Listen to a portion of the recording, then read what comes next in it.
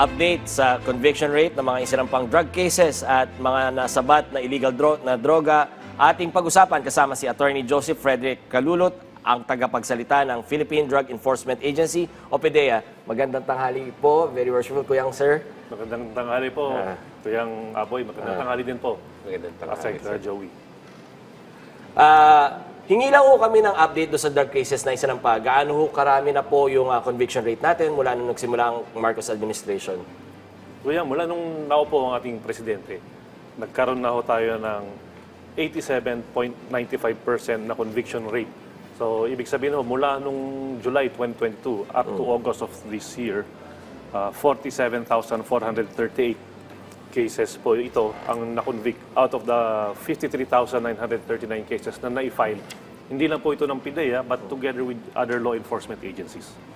Attorney, sa datos na binigay nyo, ano po yung naging strategy ng PDEA para makamit yung ganito kataas na conviction rate na halos kalahati ng mga kasong isinampa ninyo? Asek Joey, maganda akong ginawa ating partnership with the National Prosecution Service. Sa katunayan ho, yung support na binibigay ho ni Prosecutor General Richard Anthony Fadulyon, nararamdaman ho na hindi lang ho ng PDEA but other law enforcement agencies dahil hindi ho pwedeng i-file yung kaso kung wala ho itong solid foundation for conviction. Ito yung tinatawag na reasonable certainty of conviction. No, Kuyang, Yes, no? yes po, yes po. Pero gaano po kahalaga na mag-focus sa legal outcome ng mga kaso kumpara naman dun sa dami lang nung inaaresto natin? Kuya, maganda ko yan kasi makikita ko ng mga mamamayan, ng tao na ang institusyon natin working and no one is above the law. At the same time, na ang ating mga kababayan magkakaroon ng fair, impartial na hearing, and at the same time, yung justice system is working, accessible po para sa kanila. Sa ibang usapin naman, Attorney Calulot, hingi naman kami ng update doon sa higit 88 million pesos worth na illegal drugs na nasabat doon sa Sultan Kudarat, Maguindanao del Norte at sa Maguindanao del Norte at Sultan Kudarat lamang kamakailan. Apo, Asek Joey, nung isang araw, nagkaroon po tayo ng destruction of dangerous drugs doon ho sa Mindanao na kung saan meron ho sinira po dyan na around 12,874 grams of shabu. Ito ho na ho yung pinakamalaking pagsisira ng dangerous drugs sa Bangsamoro Autonomous Region. Kaya maaari natin masabi na matagumpay ho ito. Sa katunayan ho, ang Chief Minister ho nag-attend po ng destruction of dangerous drugs. Kaya, paano to? Saan pumasok itong mga drugs na to? At saka saan naman sila nagmula? Kaya yung mga sinira po natin dyan ng dangerous drugs, ito po yung nanggaling sa anti-illegal drug operations ng isinagawa ng other law enforcement agencies together with PDEA. So ito ay yung mga patuloy na operation na ginagawa ho natin doon, plus yung mga expired na gamot. Kasama ho dyan sa mga sinira ho natin.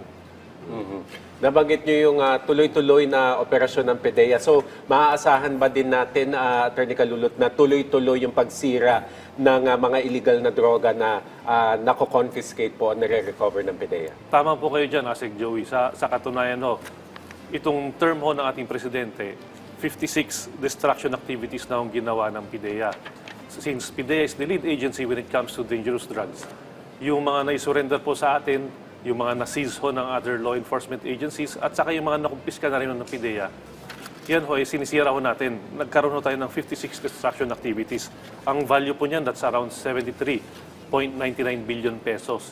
We compared that also with the last administration. 52 destruction activities lang ho yung naisagawa noon. That's for the 6-year term na ho noon. And ang value po niyan, that's around 81.76 billion pesos. So, kalahati pa lang yung termino ng ating Pangulo, malalampasan na natin yung value ng nasira ng nakaraang administrasyon. Maganda yan. Ulitin natin, no? Kaugnayan yan, Kuyang, no? Nasa magkano na po talaga yung halaga ng nasabat na illegal na droga ng PDEA simula noong July 2022 at anong klase yun, mga illegal drugs, ang karamihan na nakukumpiska natin? Ayun, Kuyang, nung July 2022 up to August of this year, nasa 87.19 billion pesos na ho na halaga ng dangerous drugs ang nakumpiskaw ng PDEA and other law enforcement agencies. Ang bulk ko nito nasa ang shabu yan, that's around 11,680 kilos. So we're speaking of kilos po rito, hindi lang o gramo-gramo.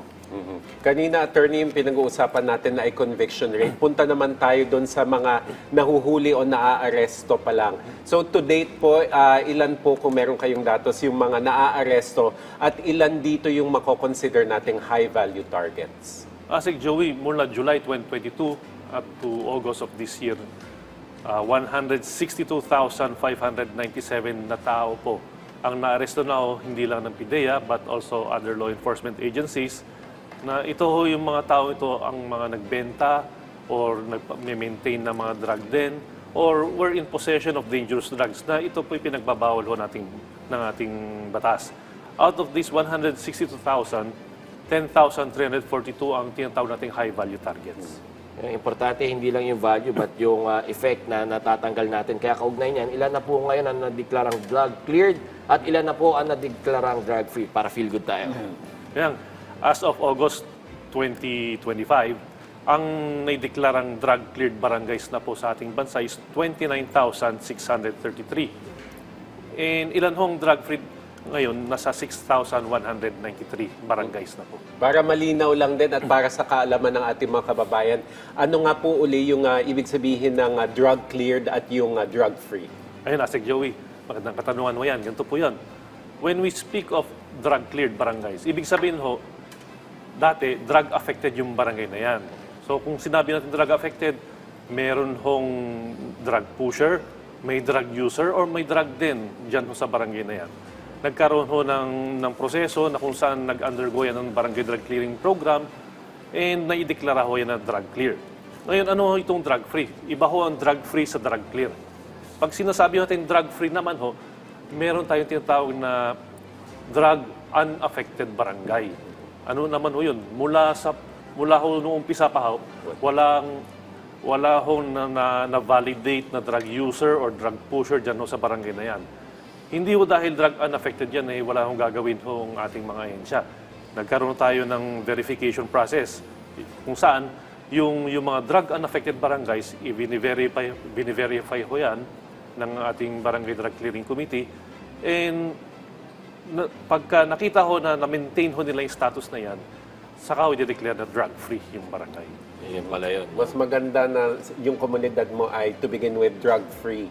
Pero kung drug-cleared naman, ibig sabihin nagtatrabaho ang PIDEA at ang ating mga law enforcement. Hindi naman sila tumitigil, Asik Joey, alam ko po yan. So, pero again, yung ating administrasyon, zero tolerance talaga yan pagdating sa dangerous drugs. No? At meron tayong tuloy-tuloy, alam natin, tuloy-tuloy yung kampanya natin. Pero ano lang po yung mga hakbang ngayon ng PIDEA para palakasin palalo yung kampanya natin kontra illegal droga?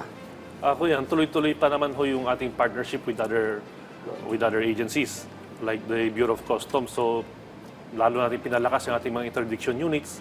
Kaya napapabalitaan natin na may mga nasasabat ho dyan sa ating mga airports. And also yung sa mga pantalan ho natin, may mga nahuhuli ho tayo dyan na mga kilo-kilo ng shabu because also of intensified intelligence-driven operations. Hindi lang po dyan tumitigil sa supply reduction po. Meron ho tayong demand reduction programs.